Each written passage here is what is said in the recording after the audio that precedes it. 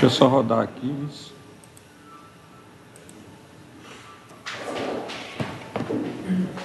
Você vai falar aqui, né? Vamos fazer a prece. Certo. Pronto, já estamos ao vivo. Já dá início ou só depois da leitura? Quando você for? Você diz? Não, já vou botar direto. Deixa eu só entrar aqui. Está quase entrando. Pronto. Todo seu. Alô? Pronto.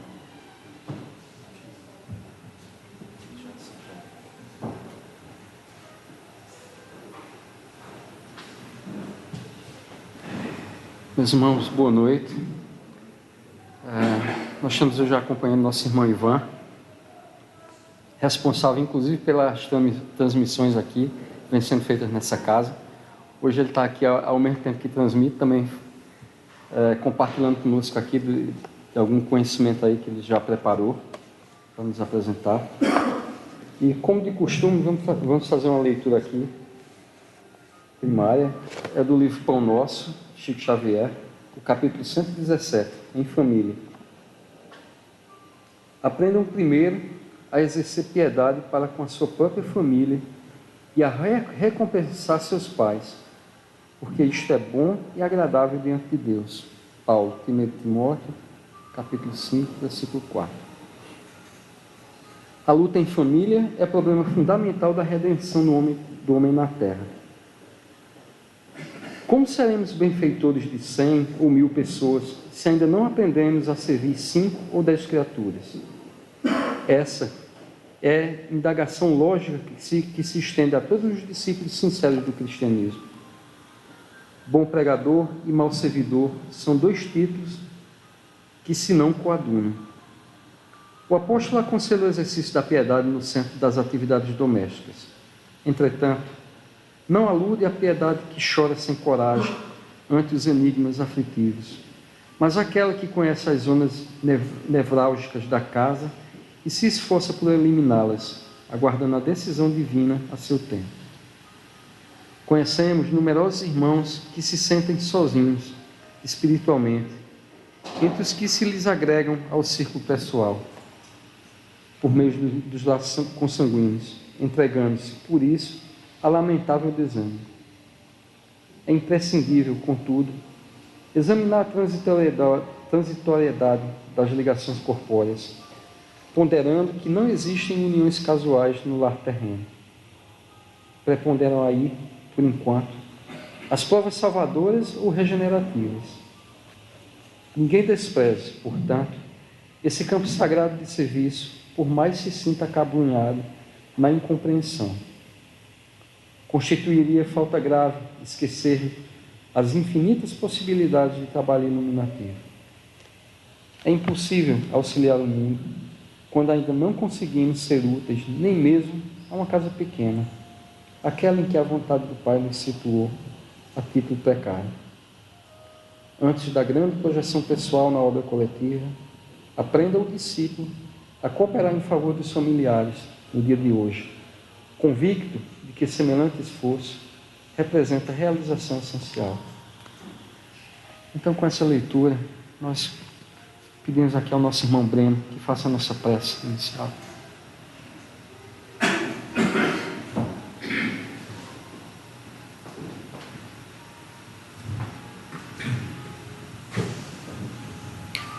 Fechemos os nossos olhos.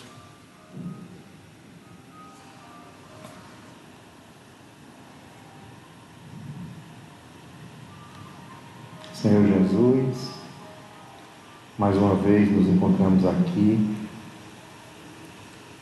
como os teus servos e como aprendizes em busca de um pouco mais de conhecimento, em busca de um pouco mais de orientação. Te agradecemos pela oportunidade que temos, por esse aprendizado, e te pedimos, Senhor, através da assistência dos irmãos espirituais, dos nossos protetores, dos nossos anjos da guarda,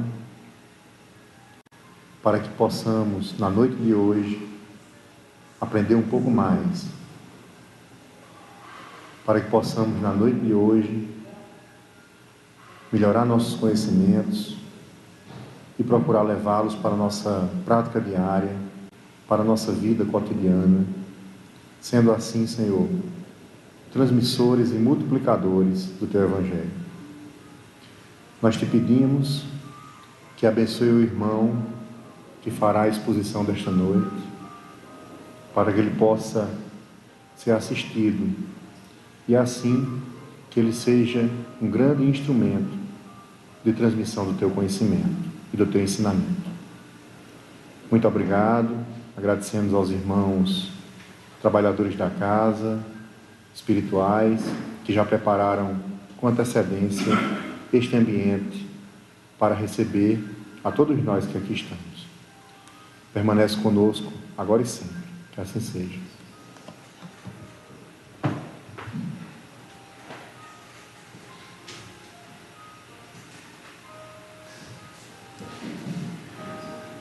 Então, meus irmãos, com essa prece de abertura, também com a leitura, que nos remete amanhã à comemoração do Dia dos Pais, foi bem propícia a leitura, serve para uma reflexão amanhã. E vamos, sem mais delongas, convidar o nosso irmão Ivan para compartilhar conosco. Vamos abrir aqui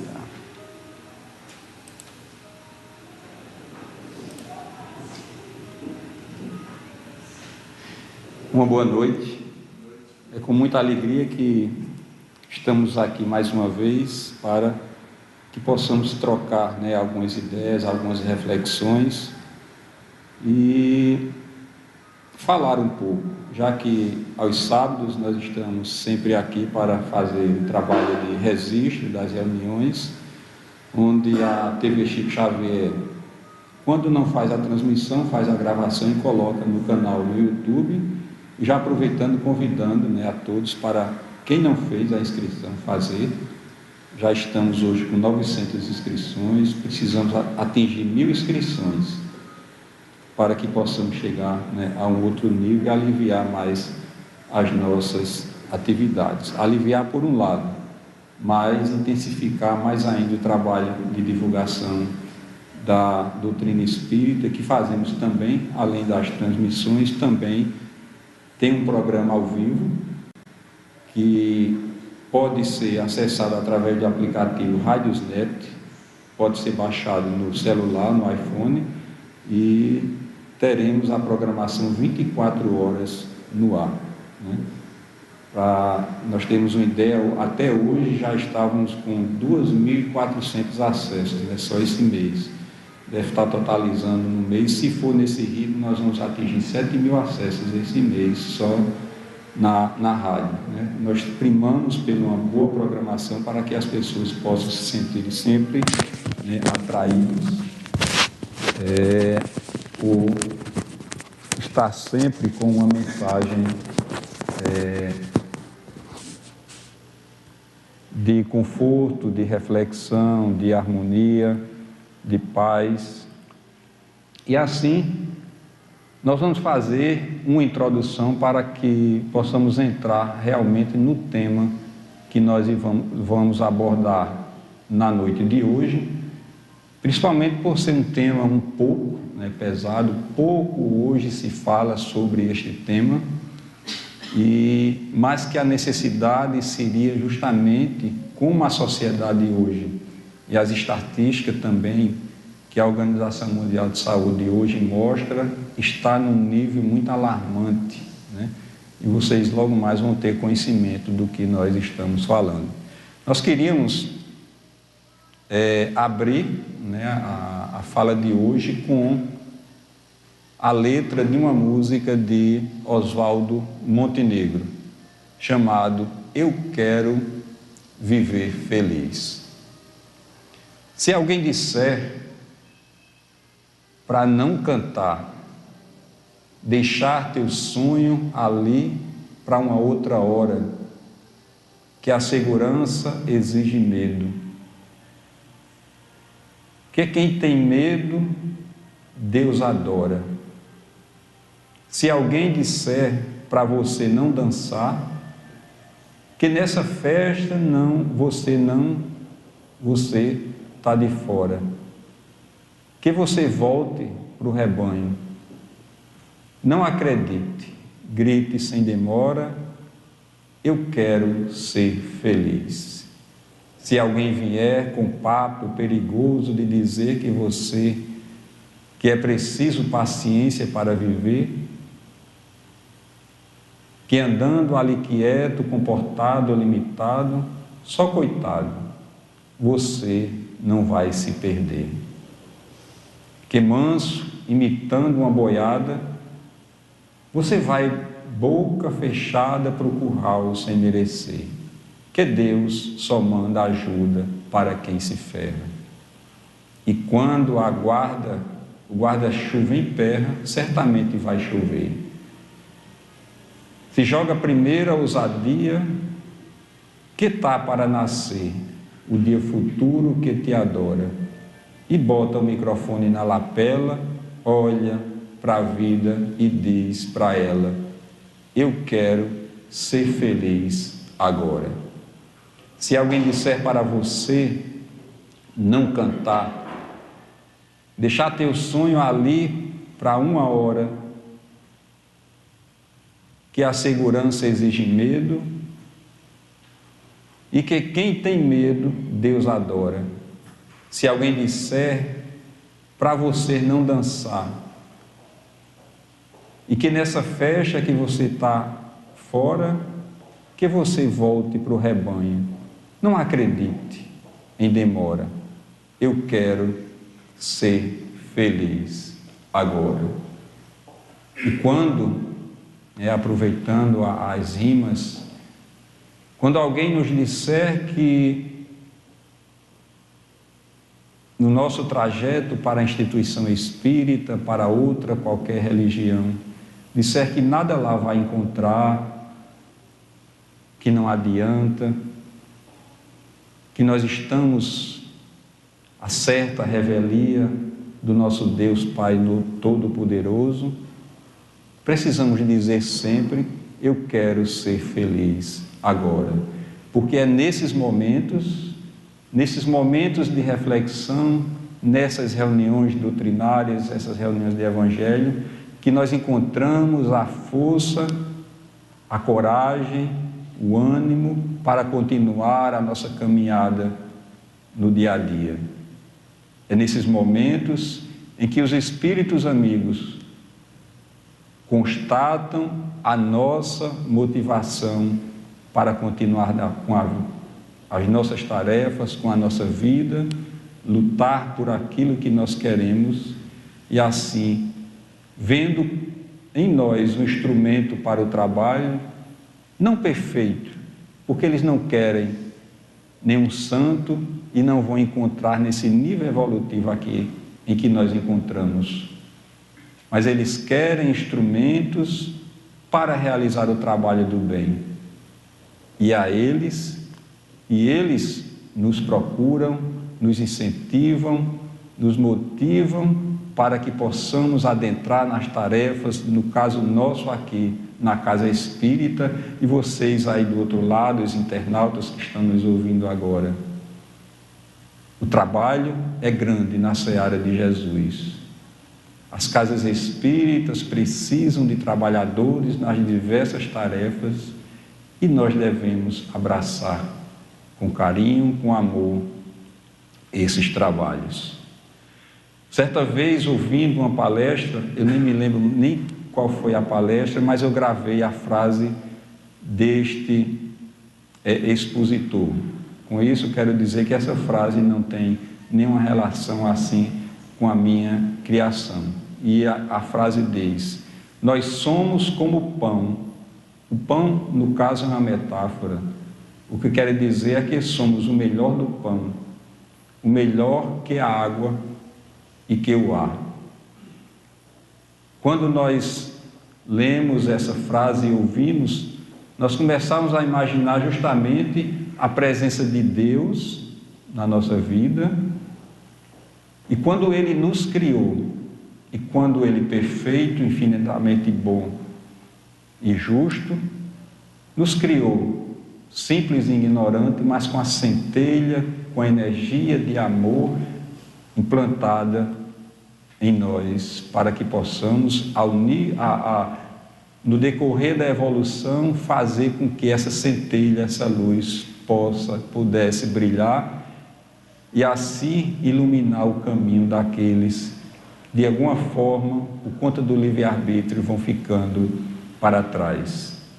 Victor Frankl, em uma frase memorável, ele diz: quando a circunstância é boa, devemos desfrutá-la. Quando não é favorável, devemos transformá-la. E quando não puder ser transformada, devemos transformar a nós mesmos. E nesses momentos em que nos encontramos, quando conhecemos a doutrina espírita, quando encontramos o roteiro que os espíritos, através de Allan Kardec, colocou para todos nós, esse é o momento de desfrutar desse momento bom, desses conhecimentos, para que possamos nos capacitarmos para continuar a nossa caminhada, né? Mas muitas vezes, na nossa caminhada, encontramos os caminhos que são desfavoráveis para todos nós, são as provações, são as expiações, são aquelas pessoas que cobram demasiadamente de todos nós, né? E querem nos provar a todo momento. E é o momento certo para que possamos justamente introjetar e ter a convicção de que aquilo que nós estamos seguindo é o caminho certo. Muitas situações não conseguimos transformar, mas isso significa dizer, na palavra de Victor Frankl, que o problema está em nós, a dificuldade está em nós, e é em nós que devemos transformar aquilo que está ainda dificultoso. São aqueles sentimentos que ainda fazem teimar moradia em nossos corações, como o orgulho, a vaidade, a avareza e outros sentimentos que angariamos, né, morada no nosso coração em existências passadas e que hoje nós estamos aprendendo a burilar esses sentimentos. No livro Lindos Casos de Chico Xavier, escrito por Ramiro Gama, nós encontramos lá no primeiro capítulo a história inicial da vida, né, de Chico Xavier, o nosso querido Chico. Naquele primeiro momento, ainda criança, nós sabemos que a sua mãe, Maria João de Deus, morreu, desencarnou logo cedo. E o seu pai teve, por conta das condições daquela época e da sua própria condição de sustento, teve que espalhar os seus filhos a diversos lares. E coube justamente a Chico, o nosso Chico, morar com a dona Rita de Cássia, era uma velha amiga e madrinha da criança. Acontece que a sua madrinha foi justamente uma pessoa que teve uma relação de muito maltrato com o querido Chico, porque ela era obsediada, ela era desequilibrada, e qualquer situação, por pequena dificuldade que se apresentava, ela se irritava, se destemperava e procurava descontar em alguém que estivesse ali perto dela. E por conta desse temperamento de Dona Rita de Cássia, ela começou a fazer as sessões de maus tratos, de tortura com Chico, desde ali a infância, com surras diárias, até mesmo a usar o garfo, né, espetando na sua barriga, onde os filetes de sangue ali escorria, né? E pensávamos, quando estávamos lendo justamente essa história, o trabalho que a espiritualidade começou a realizar com Chico, porque nada é por acaso, nós sabemos, né? E a espiritualidade maior sabia das dificuldades que Chico iria encontrar na sua vida de mediunidade e de divulgação da doutrina espírita. Os adversários da doutrina espírita, os adversários do bem, que não queriam, nos dois lados da vida, fazer progredir o trabalho que Chico iria realizar e que realizou tão bem, que nós sabemos. E essas sessões de tortura continuavam ao longo dos dias, e certa tarde, depois daquela sessão de tortura, o Chico sempre corria para o quintal de casa para desabafar as suas lamúrias, as suas dificuldades, né? E sem entender aquela situação por conta da condição de criança. E certa tarde, ao chegar lá no quintal, a sentar à beira de um local, ele lembra-se das orações que a mãe realizava com ele todas as noites antes de dormir. E no momento de inspiração ele começa a balbuciar o Pai Nosso.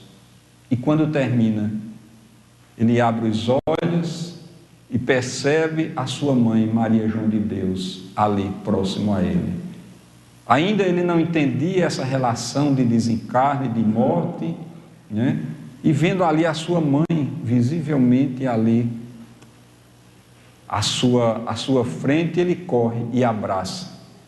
E começa a se lamentar, a contar as coisas que a sua madrinha fazia, e a mãe já aproveitava para dizer a ele que isso iria passar e que era preciso ele aguentar toda aquela situação, que Deus, no momento certo, na hora certa, iria ajudá-lo, e tudo aquilo iria passar. Mas ele insistia naquelas reclamações em relação à sua madrinha, mas a mãe sempre afagando a cabeleira de Chico, carinhosamente a sua cabeça, dizendo que tivesse paciência, que não chorasse, que tudo aquilo iria passar. E assim, de um momento para outro, Chico entra em reflexão e sua mãe desaparece naquele momento. E todos os dias, quando a sua madrinha fazia a sessão de tortura, de surra, de espetar a sua barriga, o seu ventre com o garfo, ele não exprimia nenhuma lágrima, nenhuma reação de raiva. E aquilo, pela reação de Chico, irritava a sua madrinha, porque ela percebia justamente a resignação e o cumprimento de Chico em relação aos conselhos de sua mãe. Ao terminar, ele corria para o seu quintal, o seu cantinho, sem alguma lágrima que tivesse, ele enxugava para encontrar a sua mãe depois da oração que ele começava a realizar. E esse encontro era o incentivo para que ele conseguisse aguentar toda aquela situação de maltrato com a sua madrinha e aquele encontro aconchegante com sua mãe, Maria João de Deus. Assim, Chico foi preparado, né, desde a infância para enfrentar as tarefas árduas que iriam acontecer ao longo da sua existência, e nós sabemos quantos adversários surgiram na sua caminhada, né? Não obstante o amparo dos amigos espirituais, de Emmanuel, seu mentor, de outros e outros espíritos que sempre o acompanhavam ou estavam nas reuniões do Luiz Gonzaga, em um momento em que surgia determinada conversa, determinado assunto, surgia um espírito amigo para deixar uma mensagem, para deixar uma reflexão a respeito daquele assunto, daquele evangelho que estava sendo discutido ali na reunião do Luiz Gonzaga. Mesmo assim, ele tinha as suas problemáticas pessoais, mas em nenhum momento da sua existência, em nenhum momento da sua vida, ele se lamentou, e todos os minutos ele utilizou em prol de ajudar aqueles que precisavam mais do que nós. E assim foi a vida desse querido amigo Chico. Nós, propositadamente, fizemos essa introdução justamente para entrar num momento que é mais, diríamos assim, um assunto mais pesado, porque nós vamos começar a falar das estatísticas de suicídio no mundo hoje, segundo a Organização Mundial de Saúde. Em 2015, 804 mil óbitos por suicídio no mundo. Isso significa dizer que 2.301 casos de autoextermínio. A cada 40 segundos no mundo há um autoextermínio. Nesse momento em que nós nos encontramos desde o início da reunião, quantos não praticaram o suicídio nesse momento no planeta? A cada caso de suicídio, isso é mais alarmante ainda, porque nós sabemos que são estatísticas que são catalogadas, isso deve ser muito maior. 20 tentativas de autoextermínio. No ano, isso significa 16 milhões de tentativas, é muita coisa. E no Brasil, em 2017, a cada 45 minutos morre um de suicídio. 11 mil por ano. Em 2011 e 2016, mais de 62,8 milhões de pessoas tiraram as suas próprias vidas no Brasil. A maioria, 79%, foram homens, enquanto 21% mulheres. 64,4% dos casos registrados são de pessoas solteiras, viúvas e divorciadas. E 31%, 31,5% eram casadas e mantinham uma relação estável. O que é a causa de tudo isso? É uma verdadeira guerra que nós vivemos silenciosa no nosso planeta. Na grande maioria, jovens procuram o caminho do autoextermínio para fugir das suas problemáticas, né?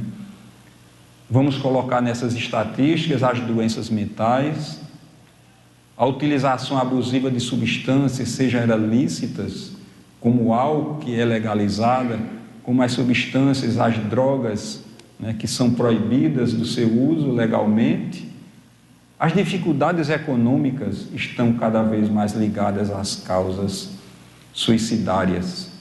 Richard Simonetti tem um livro chamado Suicídio, esse livro aqui que eu recomendo a todos. Esse livro nós estamos estudando ele em um programa, onde fazemos 3 vezes por semana, na segunda, na quarta e na sexta, às 19h30. Cada programa nós temos um estudo, uma reflexão de um capítulo dele. Programa chamado Alegria de Viver. E ele fala justamente em um dos capítulos que a fuga, por que as pessoas se suicidam, né? E dentre justamente da grande maioria é a fuga dos problemas e das provações que estão enfrentando naquele momento. É a falta de fé, é a falta de uma estrutura espiritual, é uma falta de educação que vem desde a infância, onde os pais não tiveram a preocupação de colocar os seus filhos para evangelização, que não colocaram os seus filhos para ter uma estrutura dentro de uma religião, seja ela qual for, né? A par desses gestos translocados de desesperos que levam ao suicídio, parece que acontece também como fruto de uma ideia acalentada, diz ele. São aquelas ideias que fluem lentamente na nossa tela mental, da fuga, do suicídio, de fugir dos problemas, e essa sintonia começa a casar com espíritos que querem a nossa derrocada aqui nessa existência. E eles começam, por motivo até de vingança, a insuflar essas ideias que vão surgindo, essas ideações suicidas, e começam a incentivar, começam a fazer com que aquelas ideias fiquem mais constantes na mente daquele, e pode, nessas situações, levar justamente ao suicídio, ao autoextermínio. E várias outras situações poderemos encontrar, né? Porque tantas pessoas se matam quando o parceiro interrompe o relacionamento afetivo. Isso surge muito no quadro de autoextermínio, porque a relação que muitos têm ainda é de apego, achando que um tem que ser o dono do outro. Como nós sabemos, e os espíritos amigos orientam, que cada um tem a sua vida própria, não obstante a relação, a parceria no casamento, é preciso que os dois cresçam nas suas vidas próprias, nas suas capacidades únicas, e ali, unindo essas duas relações para crescer e fazer com que esse crescimento mútuo possa ajudar os filhos, o qual eles vão receber. Aí um desencarna e o outro, ou acaba o relacionamento, então eu tenho que morrer porque não aguento mais aquela situação, e ela não pode ir, ela não pode ser de outro, ou ele não pode ser de outra, e assim acontece os autoextermínios. Nós encontramos também nessas estatísticas os pactos de morte, né? Quando alguém, por exemplo, um dos dois adquire uma doença que é incurável, e aí combinam os dois para cometer o suicídio duplo, né? Imaginando que no outro lado da vida irão se encontrar, e nós sabemos que é mero engano, né? Além de se descobrir vivo no outro lado, vão com os dramas de consciência do próprio ato, porque nós sabemos, a doutrina espírita nos esclarece que só a Deus, que nos deu a vida, pode nos tirar dessa existência no momento certo, na hora certa e quando Ele o desejar.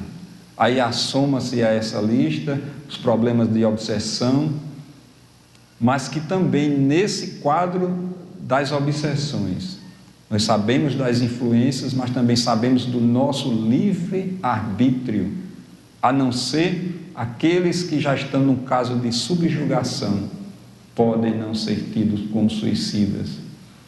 Mas geralmente essas influenciações vêm nos incentivando para o suicídio, e no momento do ato eles se afastam, e a decisão na hora é nossa, né?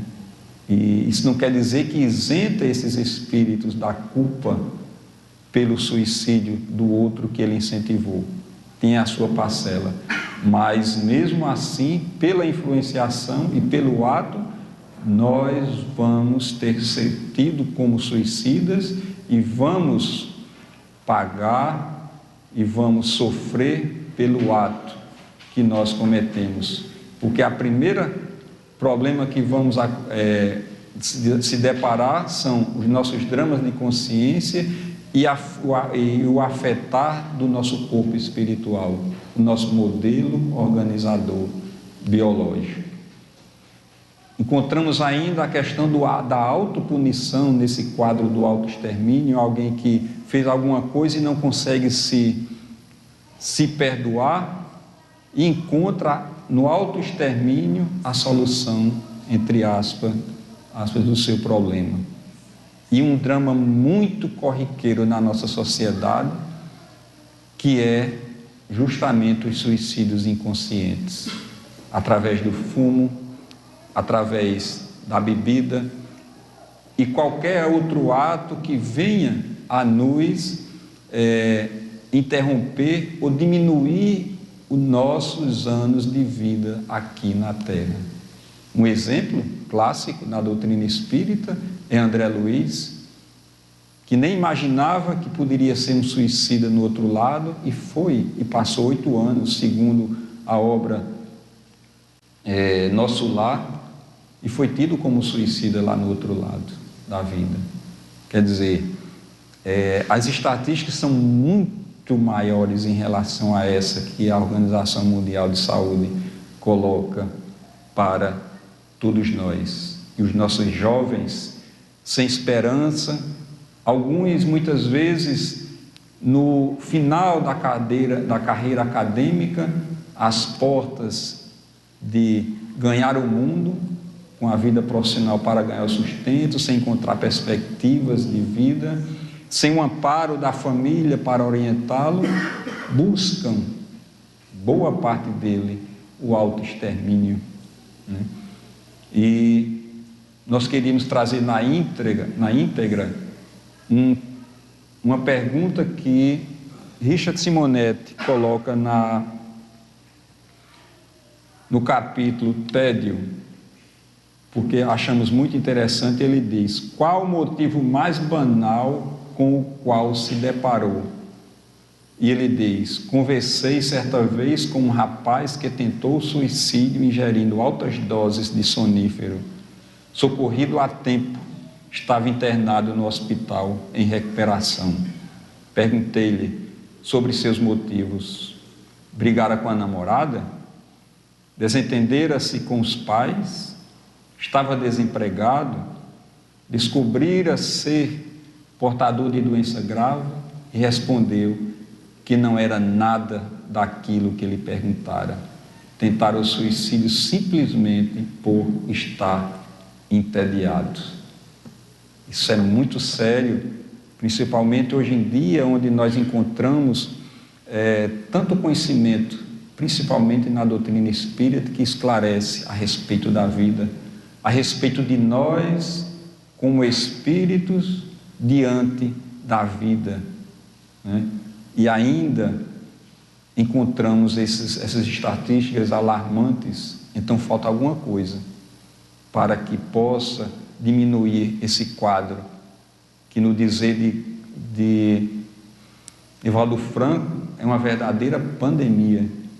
Então o que é que falta nessa relação para que possamos fazer com que esses jovens voltem à alegria de viver, para que essas pessoas que hoje se encontram num quadro depressivo, de tristeza, de desânimo, para voltar à alegria de viver e acreditar na vida? Precisa justamente de nos tornarmos pontes. Existe uma história muito interessante em relação a isso. Existia 2 irmãos que moravam em propriedades vizinhas, e ali o que cortava, separava as suas propriedades era um rio. Mas todos os dias, logo cedo ao raiar do sol, eles se encaminhavam longo caminho à beira do rio, estreito pela mata, para lá na frente se encontrarem, se abraçarem, conversarem um pouco. É como se estivessem naquele encontro procurando as energias positivas para continuar as suas caminhadas. Depois desse encontro, cada um ia para a sua propriedade e voltava para as suas atividades. Acontece que certo dia eles tiveram um desentendimento, e a partir daquele desentendimento se cortaram as relações de amizade, de afetividade, qualquer contato que pudesse ter um com o outro. E assim, uma certa manhã, o sol nascia mais belo, mais claro, uma brisa leve corria balançando as folhas da natureza, das árvores que ali compunham a terra daquele um dos irmãos. Os pássaros cantando de galho em galho, aquele irmão tomando o seu café da manhã tranquilo. À porta ele escuta um batido, alguém estava chegando, e ele levanta-se, vai atender, e é um jovem, um trabalhador, pedindo a ele serviço, já que era marceneiro, estava procurando naquela localidade um trabalho. Ele convida aquele rapaz para tomar o café da manhã com ele, e ele diz, naquele momento em que estava tomando café: eu já sei o que eu vou fazer. chamou, depois do café, chamou aquele trabalhador, foi até o celeiro da sua casa e disse: olha aqui, esse celeiro está cheio de tábua, de madeira, de pregos, serrote. Eu quero que você construa ao longo deste rio uma grande muralha, para que eu não consiga ver, depois dessa muralha de madeira, aquele outro lado e aquela casa ao qual nós estamos vendo aqui. Eu vou para a rua, para o centro, para a cidade, fazer compras, e ao final da tarde eu estarei de volta. E assim foi o que aconteceu. O carpinteiro, no momento em que um dos irmãos foi-se embora para a cidade fazer as suas compras e resolver os seus negócios, começou a trabalhar, esvaziar o celeiro, colocar a madeira, os pregos, o serrote, o seu enxó, e começou o trabalho, incansável, sem nenhum intervalo.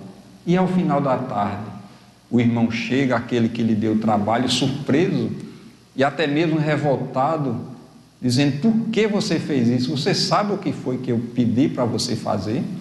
Não foi um muro de tábua para que eu não conseguisse perceber aquela casa que está ali do outro lado, ou as terras que se transpõem esse rio? Foi, sim, senhor. Mas você construiu uma ponte. Por que você construiu uma ponte? E nesse momento de discussão, o outro irmão começa a se aproximar daquela ponte, começa a atravessar surpreso, porque não imaginaria que seria construída uma ponte ali, depois daquela relação cortada, né? E ele começa a transpor aquela ponte em direção ao seu irmão.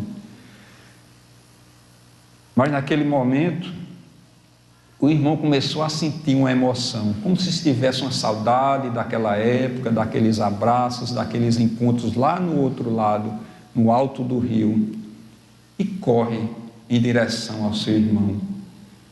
E o outro, vendo aqueles passos do seu irmão correndo, ele também aumenta os seus passos e vão um em encontro do outro e se abraçam.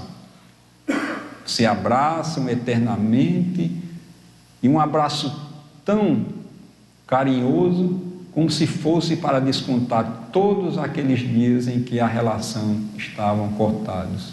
E ali eles foram para perto da residência, conversaram, e aquele trabalhador chegou àquele o qual o convidou para fazer as tarefas, ou o contratou, disse: já terminei a minha tarefa e logo amanhã, logo cedo, eu partirei para realizar outros trabalhos.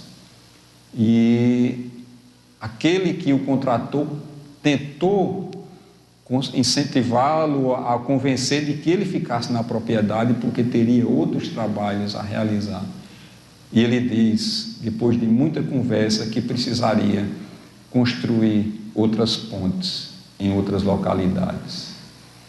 É o nosso papel como espíritas, é o nosso papel como religiosos de outras religiões, que pode ter alguém de outras religiões assistindo esse momento de reflexão. É o nosso papel de ser ponte para aqueles que precisam mais do que nós, daqueles que cortaram relações com a vida espiritual. São aqueles que cortaram relações com a vida plena. Nós devemos ser ponte para congregar os nossos jovens e mostrar a ele que a vida é bela, que vale a pena viver, e que momentos difíceis são passageiros, que momentos de dificuldade são para o amadurecimento do nosso espírito, o nosso amadurecimento, para que possamos enfrentar batalhas mais fortes no passado. Como exemplo de Chico, feito criança, foi talhado primeiramente pela sua madrinha, provocando maus tratos, mas ele nasceu forte, sabia pelo exemplo e pelos conselhos da mãe que tudo aquilo iria passar, aquele momento, mas que outros mais consistentes viriam cobrar dele a sua convicção na crença que ele começava ali a realizar. O acreditar na reencarnação, o acreditar na comunicação dos espíritos que vinham ajudar e outros que vinham trazer o consolo para os seus familiares que ficaram sofrendo aqui na terra. Nós espíritas temos a responsabilidade de servirmos de ponte para uma sociedade que hoje vive sendo cobrada. É uma sociedade ligada ao materialismo, desligado das coisas espirituais, e quando chegam os problemas, balançam. Vem logo as ideações de fugir dos problemas. Nós precisamos multiplicar as fileiras de construtores na ponte para ligar as pessoas novamente a Deus. Porque se não for assim, se não dermos a nossa contribuição, se não fizermos o papel que a espiritualidade maior quer de nós, vai ficar mais difícil de construirmos esse mundo de regeneração, apesar de que ele acontecerá e está acontecendo em detrimento daqueles que não querem que o nosso planeta avance, né? Mas se nós nos dispomos a ajudar aos trabalhadores do bem nessa tarefa, vai ficar muito mais fácil e nós estaremos também nos beneficiando desse trabalho de caridade, desse trabalho de amor. E que possamos entoar uma só voz: eu quero viver, eu quero ser feliz agora. Esse é o momento. Sabemos que poderemos viver uma felicidade relativa, mas precisamos gritar ao mundo que a vida é bela, que é preciso viver com toda a intensidade, cuidando do nosso lado espiritual, e dizer que acreditamos em Deus, e dizer que nós acreditamos na reencarnação e que nós temos uma vida infinita pela frente. E depois desta vida, depois de aplicado nessa o livre-arbítrio de forma elevada, nós estaremos mais felizes no futuro. Assim é essa mensagem que deixamos para todos nós, o convite para que possamos ser felizes agora, e que estes que hoje se encontram sem a fé no coração e nas suas atitudes possam voltar à alegria de viver, e que Jesus, na sua infinita bondade, possa continuar nos abençoando e nos protegendo agora e sempre.